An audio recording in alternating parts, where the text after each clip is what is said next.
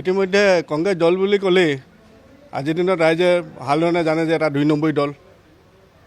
যেতিয়া নিৰ্বাচন আহে তেওঁলোকে নিৰ্বাচনৰ সেই শেষ মুহূৰ্তত যেতিয়া হাৰিম বুলি ভাবে এতিয়া বিভিন্ন ধৰণৰ 2 নম্বৰী কূট কৌশলবিলাক প্ৰয়োগ কৰে। তেওঁলোক যে পৰাজয় নিশ্চিত এই বস্তুটো স্পষ্টকৈ ওলাই পৰিছে। আৰু ভাৰতীয় জনতা পাৰ্টীয়ে নিৰ্বাচনী বিধি নীতি নিয়ম মানি ইখনৰ পিছত ইখন সভা ইতিমধ্যে কৰি গৈছে।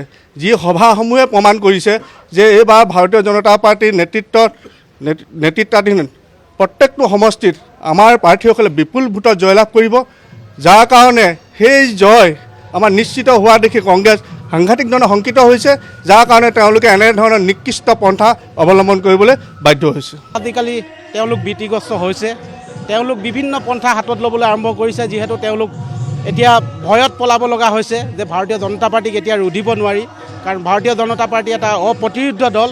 আৰু সেইবাবে তেওঁলোকে ভীতিগ্ৰস্ত হৈ যোৱাকালি আমি দেখিবলৈ পাইছোঁ কিছুমান সংবাদ মাধ্যমত তেওঁলোকে আমাৰ অসমৰ মুখ্যমন্ত্ৰী তথা তেখেতৰ সহধৰ্মিনীক কিছুমান অজুহাত দেখাই তেখেতলোকে কিছুমান অভিযোগ উত্থাপন কৰিছে।